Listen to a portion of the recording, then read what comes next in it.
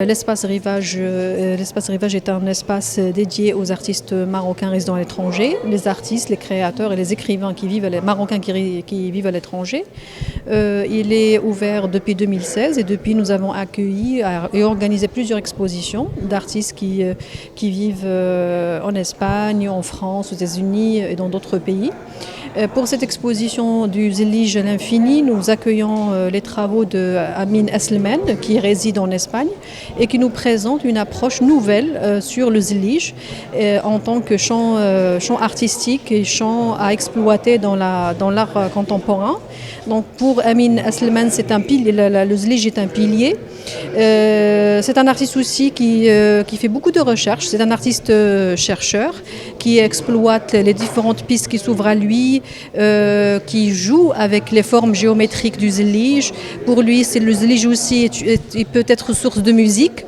Il travaille sur la forme, sur la connotation. Il est très influencé aussi par le fait de vivre en Espagne et aussi d'avoir vécu au Maroc, surtout à la ville de Tétouan. C'est une exposition qui invite à l'exploitation et à la découverte. Combien de toiles, ou plutôt de tableaux sont exposés? Une trentaine. Pour cette exposition du Zellige à l'infini, une trentaine de tableaux est exposée avec différentes manières d'aborder le Zellige. Et de quelle date à quelle date? L'exposition elle est du 18 janvier au 17 février 2023. Comment vous est venue l'idée de créer ce type de peinture, de tableau, de Zellige, sur le Zellige marocain? L'idée elle est venue, je cherchais une méthode pour créer des formes géométriques et tout ça m'a inspiré le Zellige. J'ai cherché dans le Zellige, j'ai trouvé qu'il y a toute une méthode géométrique et j'ai essayé d'adapter ma méthode avec la création du Zellige.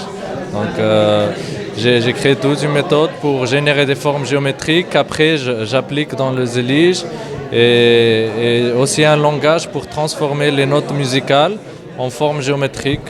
Et ces formes géométriques en Zellige et créer des compositions de Zellige qu'en fait c'est des partitions de musique. Est-ce que vous avez exposé ailleurs que le Maroc? Est-ce que c'est votre première exposition? Non, c'est ma première exposition individuelle au Maroc, mais en Espagne j'ai exposé, en France, en Allemagne. Et au Maroc, ça c'est ma première grande exposition d'une certaine manière.